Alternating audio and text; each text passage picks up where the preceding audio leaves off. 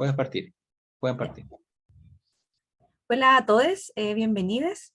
Mi nombre es Melissa Lezana y bueno, junto con mi compañero Tomás Puente, vamos a moderar este segundo taller que es sobre maternidades y paternidades en personas con discapacidad, que es organizado por el Servicio Nacional de Discapacidad y la Facultad de Medicina de la Universidad de Chile. En este taller se va a dividir en tres instancias. Primero vamos a tener dos presentaciones, luego vamos a tener una discusión grupal y finalmente vamos a tener una plenaria. Entonces voy a dar paso a la primera presentación, que es a Florencia Herrera y Camila Peralta del Fondesit Dispar. Hola a todas y todos. Voy a compartir pantalla. Déjenme, espérenme que me achunte con esto. ¿Ahí está bien o no? Se ve tu presentación. Ahí. Yo la dejé de ver. Se está cargando, parece. Porque ahí se ve como en pantalla, como en Claro, pantalla chica, ¿no? Claro, tendrás que poner Ahí está. presentación. Sí. Se ve perfecto. Sí, perdón. Bueno, queríamos con Camila Peralta compartirles, espero que brevemente, los resultados preliminares de este proyecto de investigación que está en curso todavía, un proyecto Fondesit, son 4 años y estamos empezando el segundo. Es un estudio cualitativo sobre las experiencias parentales de madres y padres con discapacidad en Chile. No voy a detener en la metodología ni en los aspectos teóricos para alcanzar a abarcar lo más posible en estos minutos. La presentación está dividida en dos partes. Este es un PowerPoint. Voy a leer todo lo que sale en el PowerPoint. Además del texto, el PowerPoint tiene unas pequeñas imágenes como dibujos, tipo diseños como logos, que son del proyecto, que representan a madres y padres o personas, digamos, con discapacidad, cuidando a niñas, en distintos colores. La presentación se divide en dos partes. Por un lado, la estigmatización de la discapacidad y cómo esta afecta a las experiencias parentales, y en la segunda parte, cómo las personas con discapacidad desarrollan estrategias para resistir esta estigmatización.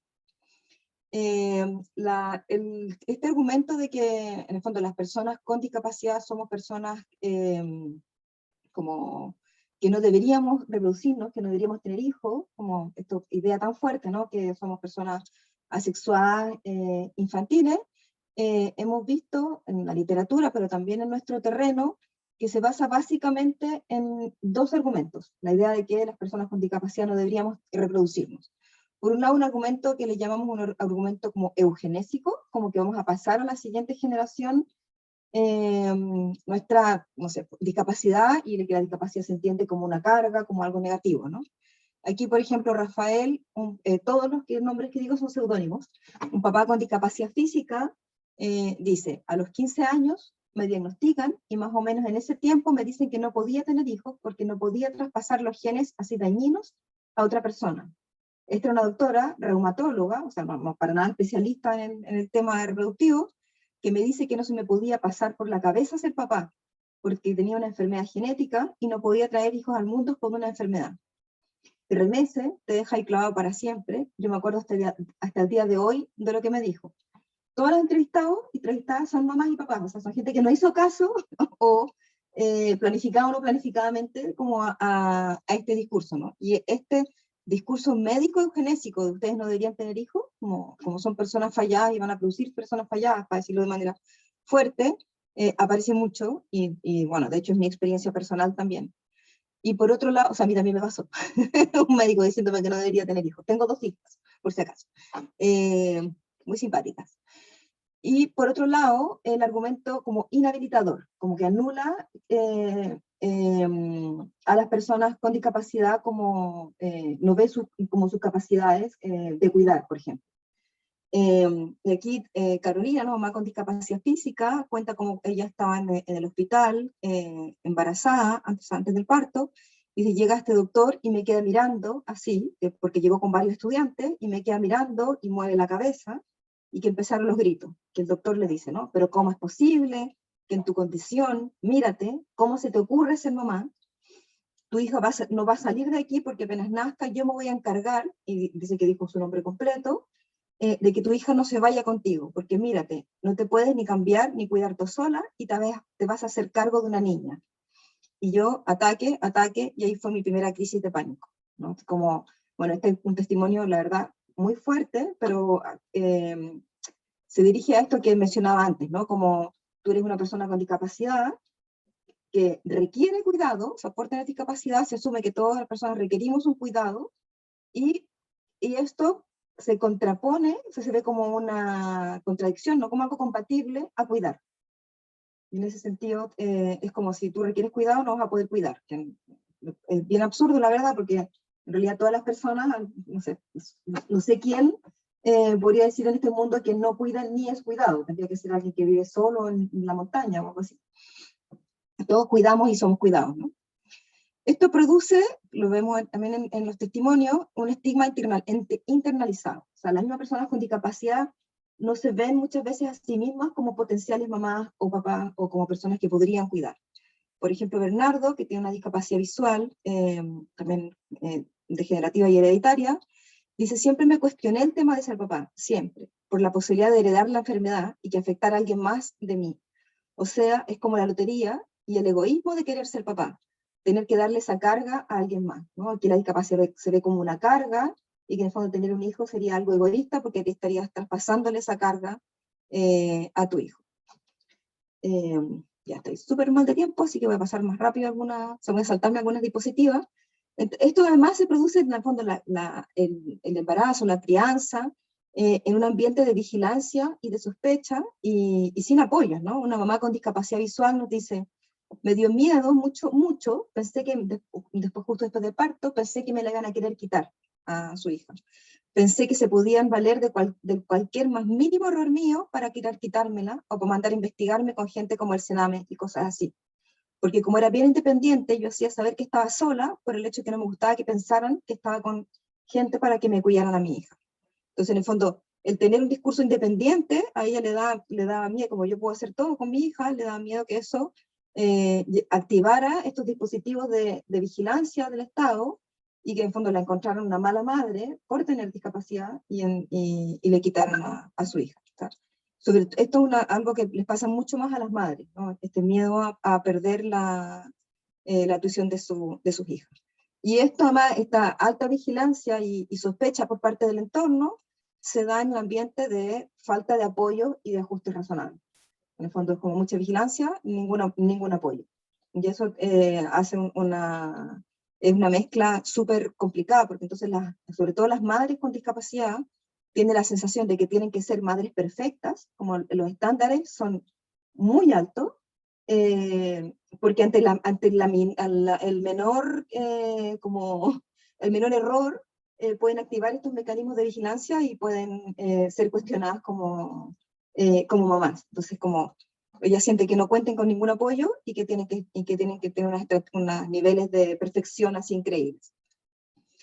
Ahora, como segunda parte, las estrategias de resistencia, al igual que el estudio realizado por Angela Frederick en Estados Unidos y en Canadá, las mamás y los papás con discapacidad en Chile también desarrollan estrategias cotidianas de resistencia para contrarrestar estas visiones negativas sobre la discapacidad que están en su entorno, ya sea familiar, educacional, médico, etc., y para protegerse de la discriminación.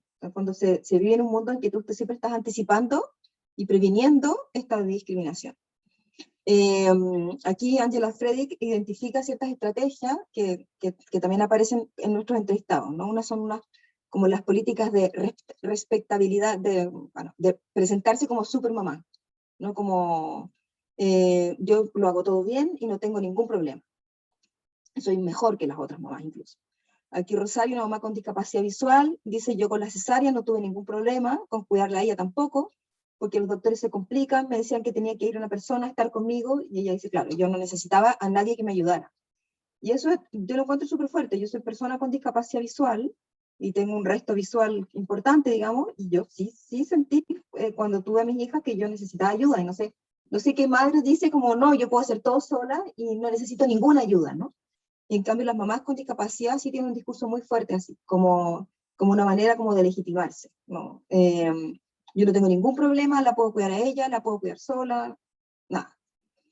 Por otro lado, algo que en inglés Frederick habla de disengagement politics, que sería como de desenganche, como eh, de no enganchar, ¿no?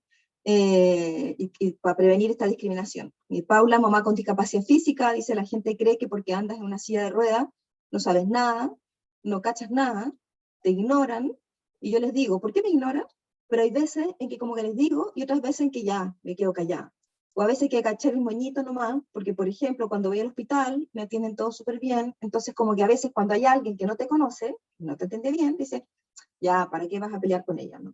Eso también sería como una estrategia como de, bueno, mejor pasar piola, mejor no hacer olitas, como eh, tratar como eh, de no destacarse de ninguna manera, ¿no? También como para no alertar. Y en contraste están estas también políticas de visibilidad, que yo las dividí en dos, de confrontación y de educación. De confrontación, por ejemplo, aquí tenemos a Cintia, una mamá sorda, que nos contaba cómo en el parto y los días posteriores, ella no tuvo ningún intérprete de señas, entonces en el hospital no tenía idea qué estaba pasando, que ella tuvo complicaciones de salud, su hijo tuvo complicaciones de salud, y nadie les explicaba nada.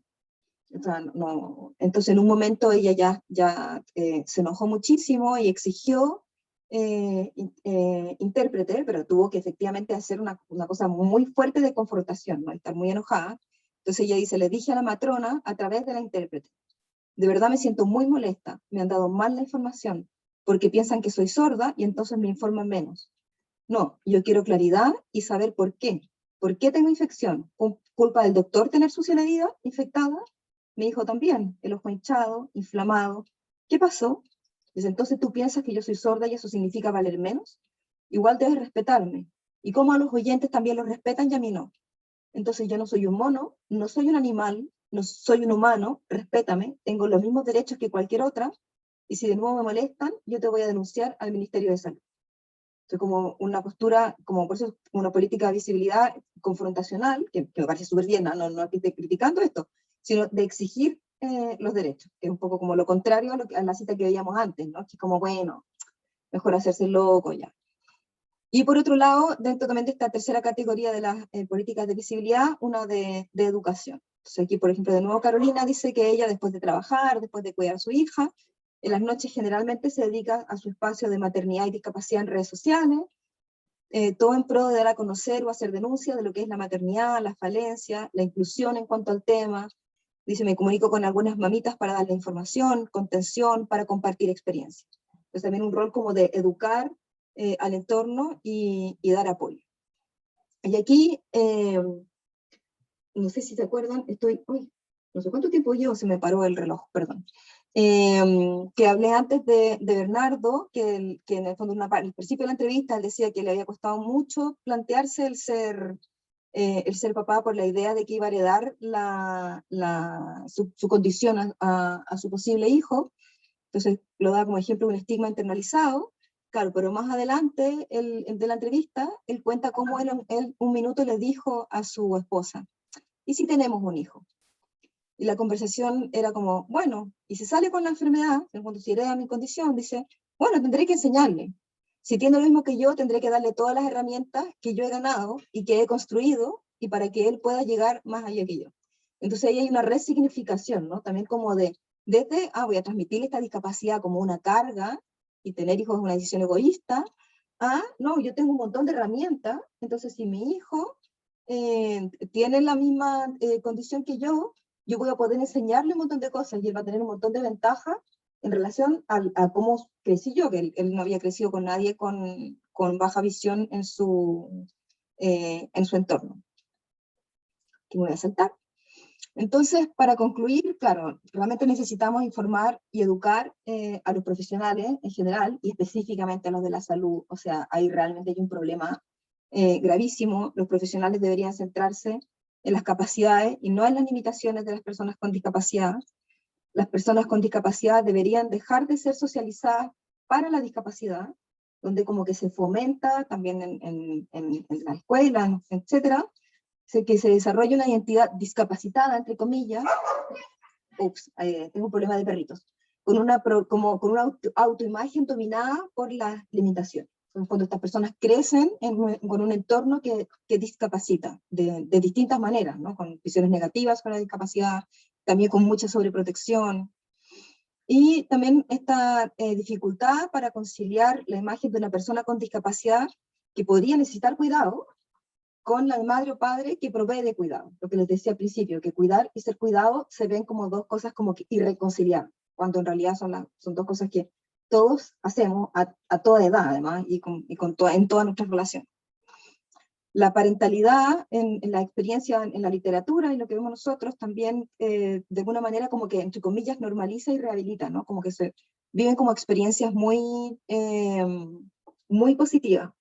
Me salté todas las diferencias de género entre madres y padres, pero así, para última idea, las competencias parentales de madres y padres con discapacidad no deberían evaluarse de acuerdo a la capacidad de realizar tareas prácticas y cotidianas, sino que en la capacidad de actuar y tomar decisiones responsablemente, considerando que muchas veces las personas también necesitamos apoyo para tomar esas decisiones. Las madres y los padres necesitan asistencia para realizar tareas, que necesitan asistencia para realizar tareas concretas, deben poder mantener el control sobre su rol parental, y la idea final es: nadie es capaz de criar solo, todos necesitamos ayuda, todos tenemos limitaciones, y vivimos, con el fondo, nuestro vivir en sociedad se basa en esas relaciones recíprocas. Pido disculpas si me pasé de tiempo porque no sé qué pasó con mi reloj. Muchas gracias.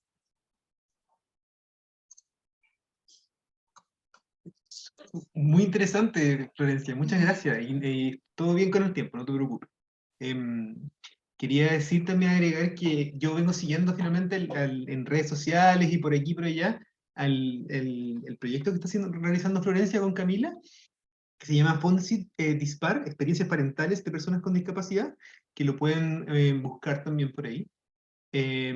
Donde, claro, ahora tuvo muy reducida su presentación, pero tiene muchas cosas importantes para que vienen trabajando. Se me olvidó decir algo.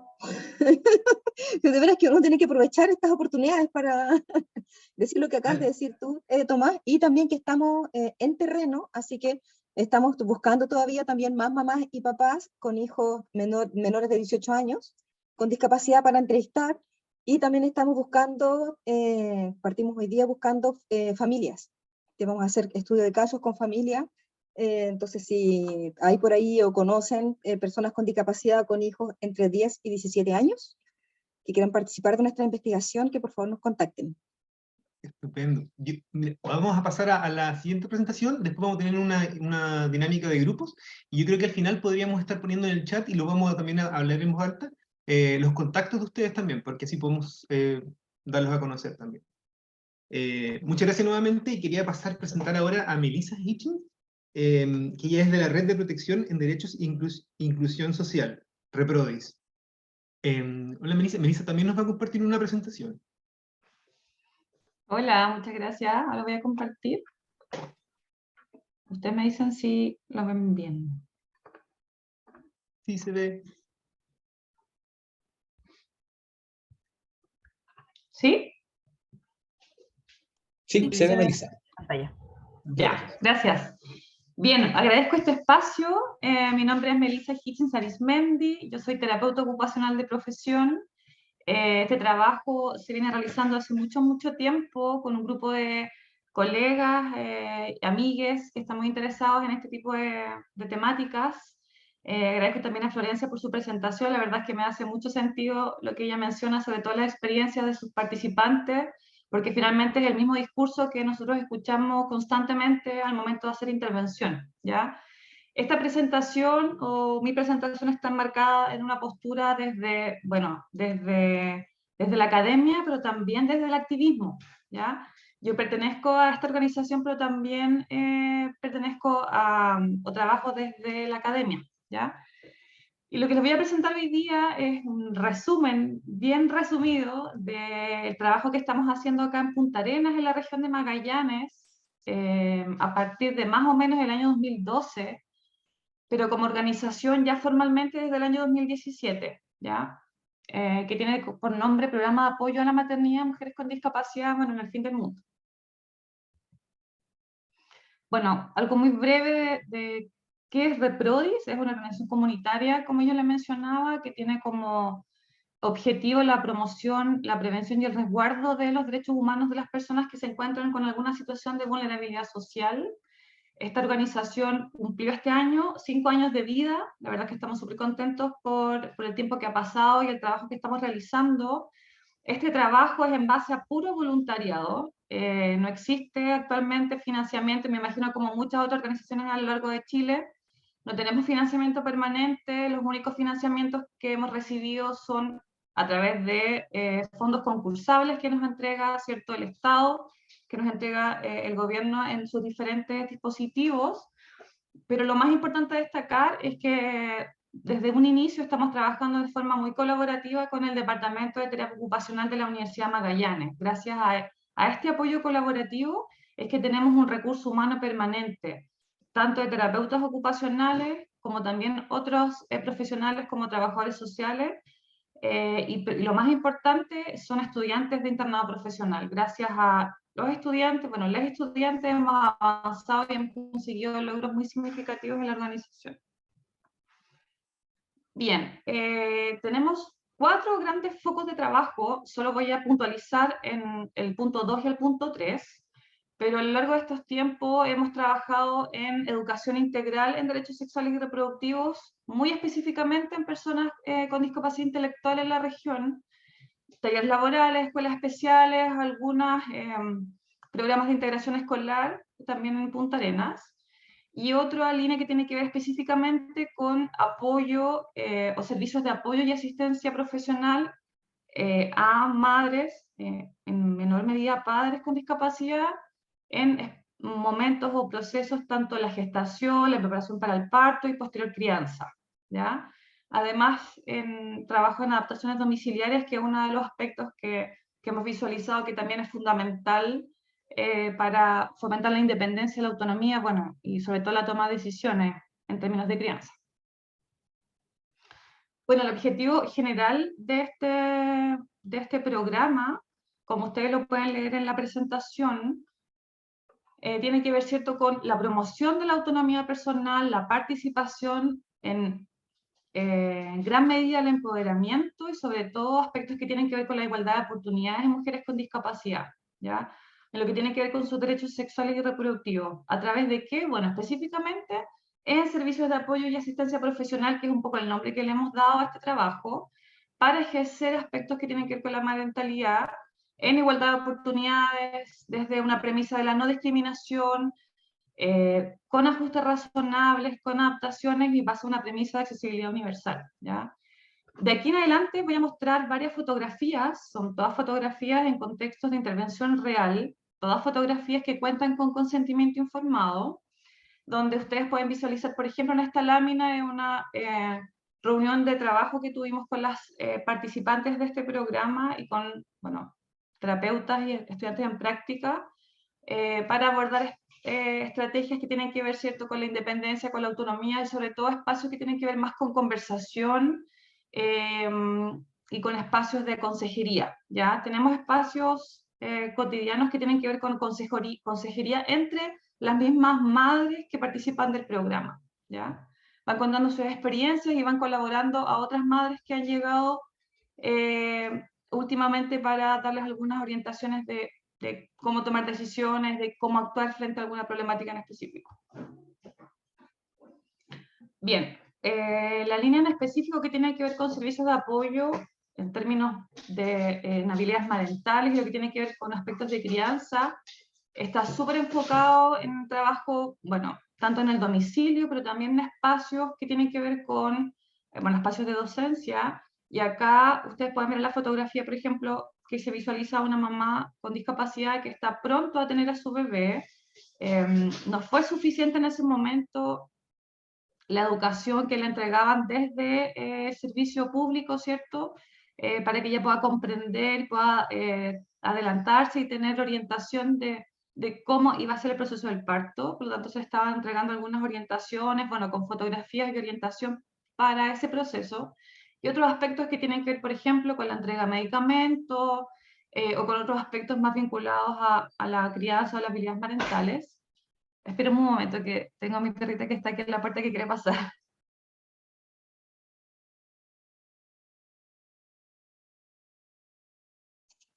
Muchos perritos en estas presentaciones. Ya, los hijos perrunos quieren estar aquí presentes igual. Bien, es súper importante visualizar y comentar esto porque, bueno, más adelante lo voy a mencionar en específico, pero muchas de estas mujeres fueron muy cuestionadas al momento de, bueno, tener a sus bebés. Esperen un poquito.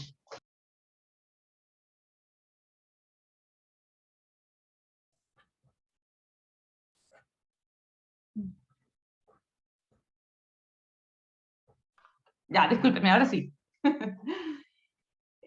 Fueron muy cuestionadas al momento de, bueno, estar hospitalizadas, tener a sus bebés, incluso varias de ellas se activaron protocolos que se llaman el servicio de salud en el hospital clínico, solo por el hecho de tener una discapacidad significa un riesgo latente para este bebé que nace, por lo tanto es necesario vigilancia específica y, bueno, y viene, ¿cierto?, una serie de cuestionamientos muy, muy específicos de la seguridad que tiene este recién nacido.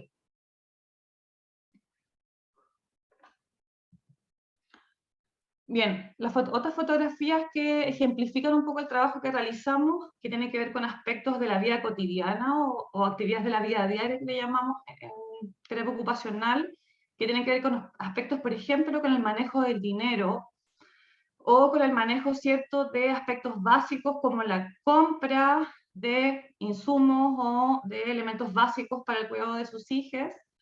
Hay mujeres con discapacidad intelectual, por ejemplo, que es una tarea, un trabajo que se hace constantemente, que también fomenta la independencia y la toma de decisiones respecto de los cuidados básicos, pero también en algunos momentos, ¿cierto?, lo que tiene que ver con la compra de medicamentos en caso de ser necesario, ¿ya?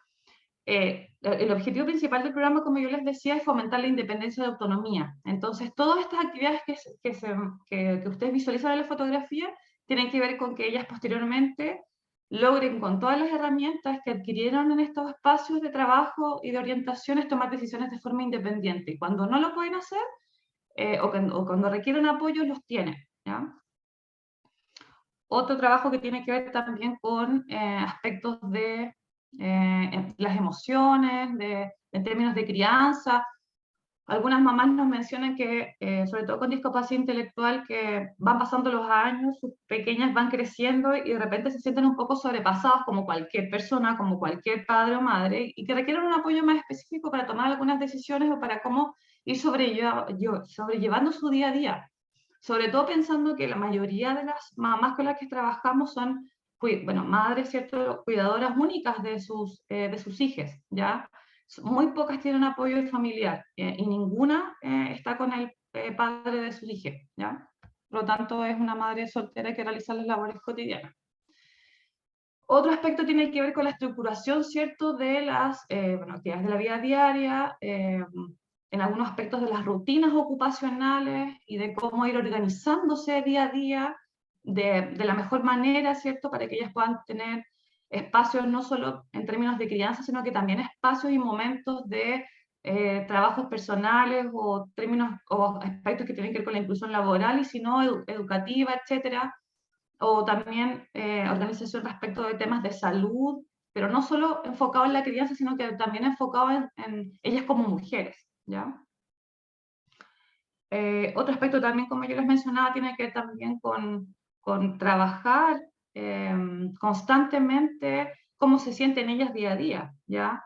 Trabajar aspectos emocionales. Tuvimos una experiencia muy interesante el año pasado, trabajamos con con psicólogos que nos fueran acompañando y fueron trabajando con las participantes de nuestro programa, y la verdad es que fue una experiencia súper exitosa, y como yo les decía, todo desde un aspecto desde el voluntariado, pero que ha sido súper significativo para las mamás con las que trabajamos, ¿ya? Otro aspecto importante tiene que ver con el juego. Y una de las fotografías que ustedes ven en la presentación tiene que ver con orientar, apoyar a esta mamá a reconocer cuáles son los juegos de interés para sus hijas, en este caso para sus hijos, para que ella también sea partícipe, pueda tomar decisiones, sepa qué juegos son de interés y sepa cómo llevar el juego de una manera más significativa para tener más vínculo, ¿cierto?, con sus pequeños, ¿ya? Sobre todo pensando que, como yo les mencionaba al principio, varias de estas mujeres pasaron por procesos judiciales, por lo tanto, eran mujeres madres que estaban constantemente siendo cuestionadas respecto a las decisiones que tomaban en su vida cotidiana, de lo que hacían o lo que no hacían y cómo lo hacían, ¿ya? En términos de crianza, pero también decisiones individuales. Otros aspectos importantes, ya estoy casi terminando, tiene que ver, como yo les decía, con el trabajo en domicilio, ¿ya? Efectivamente, tenemos espacios para trabajar, bueno, en salas, en box, pero también hacemos mucho trabajo en terreno y en domicilio porque creemos que, bueno, obviamente la conexión con la comunidad es algo muy, muy relevante y muy importante. Entonces, uno de los aspectos importantes tiene que ver con armar tableros, horarios, tener estrategias, rutinas que organicen mejor su día a día y que efectivamente con estas herramientas no quepe duda, ¿cierto?, de que las personas que están constantemente vigilándolas para que ellas cometan un error, porque finalmente eso es, y se sientan más tranquilas y que efectivamente su rutina se siente más organizada y ellas mismas puedan tomar las decisiones de qué hacer y cómo hacer y cuándo hacerlo, ¿ya? Sobre todo aspectos que tienen que ver con el fomentar la independencia y la autonomía de ellas mismas y de la forma que quieren criar a sus hijas. Bueno, varias fotografías, algunas de ellas tienen relación volvemos con el tema del manejo del dinero, algunas adaptaciones, por ejemplo, en temas de toma de medicamentos, que son también constantes, que las utilizamos porque varias de ellas, bueno, consumen medicamentos o sus hijas también se encuentran con algún esquema farmacológico y la idea es que apoyemos en esos procesos. O otro aspecto que tiene que ver, por ejemplo, con el apoyo a conseguir algún tipo de actividad laboral o algún tipo de beneficio que se requiera, ¿cierto? Y todas esas orientaciones se van dando en los domicilios, que son como los espacios más de confianza y espacios más seguros que tienen ellas, que nos han brindado cierto poder estar. Bueno, y esta fotografía también ejemplifica estos acompañamientos de procesos judiciales que hemos tenido que hacer, que la verdad es que son muy complejos, no solo para las familias, sino que también para los equipos que participan de estos acompañamientos. La verdad es que los diversos dispositivos y programas que cuestionan, vigilan y tratan de intervenir de cierta manera a personas con discapacidad en términos de habilidades parentales es bastante complejo. Hay una ausencia muy significativa y relevante de ajustes razonales y adaptaciones, sobre todo en las evaluaciones. Hay mucha aplicación de instrumentos de evaluación que no tienen los ajustes razonables, por lo tanto, se aplican instrumentos de evaluación que están estandarizados en base a un sistema, un programa, pero que efectivamente, como no cuentan con los ajustes razonables, obviamente el resultado de esa pauta de evaluación va a ser insuficiente y va a arrojar zonas de riesgo, por ejemplo, que es lo que más hemos visto, pero que hemos visualizado que con las adaptaciones necesarias en muchas ocasiones esos resultados cambian significativamente, ¿ya? Incluso en algunos momentos hemos visualizado que con incorporar las adaptaciones y los ajustes razonables, inclusive en las primeras evaluaciones al iniciar estos programas, se pudiese evitar procesos judiciales de larga data. Hablamos de mujeres que pasan en procesos judiciales de 2, 3, hasta 5 años. En algunos casos con la pérdida de la tuición legal de sus hijas y con otras con la recuperación de esta tuición legal, pero en un proceso y un ambiente súper hostil de trabajo. Bien, para finalizar entonces, como para que tengan una idea, este último tiempo hemos trabajado con un total de 10 mujeres con discapacidad, 2 mujeres con discapacidad auditiva, 7 mujeres con discapacidad intelectual, que es como la mayoría de las mujeres con las que hemos trabajado, una mujer que pertenece al espectro del autismo. El rango etario de estos padres, madres, van entre los 25 y los 43 años de edad, y la edad de los hijos van entre los 0 y los 11 años. Algo súper transversal tiene que ver con la caracterización socioeconómica, que es media-baja, y yo les mencionaba que la mitad de las mujeres con las que hemos trabajado este último tiempo son parte de procesos judiciales para obtener la tuición legal de sus hijos. Resultado, esta es la última lámina. Bueno, hemos visualizado este tiempo que hemos trabajado que el resultado, uno de los principales resultados es que el programa da una respuesta efectiva ante la vulneración de derechos que vivencian las mujeres con discapacidad, que no cuentan con apoyo específico, apoyo profesional, que pueda garantizar ajustes razonables, que están marcados en la ley, ¿cierto? Tanto en los procedimientos como en las evaluaciones, pero también en las intervenciones. Hoy día en Chile no existe ningún programa específico de esta índole. Bueno, no sé, en realidad partimos de la base que no debiese existir, pero hemos visualizado que con el apoyo que estamos brindando a las mujeres con discapacidad en este tiempo hemos evitado, ¿cierto?, que estas mujeres pierdan la tuición de sus hijos o pierdan la posibilidad de ejercer de forma independiente los cuidados, ¿ya? Es súper importante el trabajo que estamos haciendo de forma colaborativa con el área de educación, de salud e infancia en la región.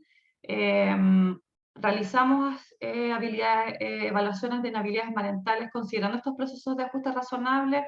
Concuerdo perfectamente con lo que mencionaba Florencia, ¿cierto? De no hay que trabajar en base específicamente a tratar de que sean buenos padres o madres, sino que sean capaces de tomar decisiones sobre todo en momentos de riesgo o en momentos que son complejos, tanto en salud, en algún accidente, pero también en tomar decisiones en aspectos de su vida cotidiana, ¿ya? Acompañamientos cuando son necesarios, un enfoque, bueno, interseccional en base a derechos humanos, como yo lo mencioné al principio, apoyo y acompañamiento en procesos judiciales, intervención específica y acompañamiento cuando ha sido necesario en procesos de gestación, parto y posterior al parto, y sobre todo el acompañamiento en atenciones médicas, que vuelvo a concordar con Florencia que efectivamente es en salud en específico donde vemos las mayores falencias hoy día en el sistema, ¿ya? Sobre todo lo que tiene que ver con cuando las mujeres toman la decisión de ser madres, es ahí donde parte todo, es en ese momento en términos de salud, ya sea atención primaria o atención de especialidades, donde empezamos a ver las complicaciones porque visualizamos de que los profesores no cuentan con la información y la capacitación que debiesen tener. Muchas gracias. Gracias, Melissa, por tu presentación. Bueno, que recordarles también si alguien tiene alguna duda sobre lo que se expuso en la primera presentación o en esta, la puede realizar durante la plenaria para así poder ir avanzando con la discusión por grupos, que lo va a explicar mi compañero Tomás. Gracias, Meli. Oye, muy interesante también la presentación de Melissa, muchas gracias. Hay otros puntos súper interesantes. Les queríamos invitar ahora, que vamos a pasar una sesión de grupos, donde nos vamos a redirigir. A ustedes les va a aparecer una pestaña en la pantalla, invitándolos a unirse a este grupo. Pueden hacer clic o también pueden esperar y van a ser redirigidos al grupo en el cual están, en el cual se dividieron los grupos, perdón. Tomás, comentar también que ahora vamos a detener la grabación de esta sesión. Eso, muchas gracias, Álvaro.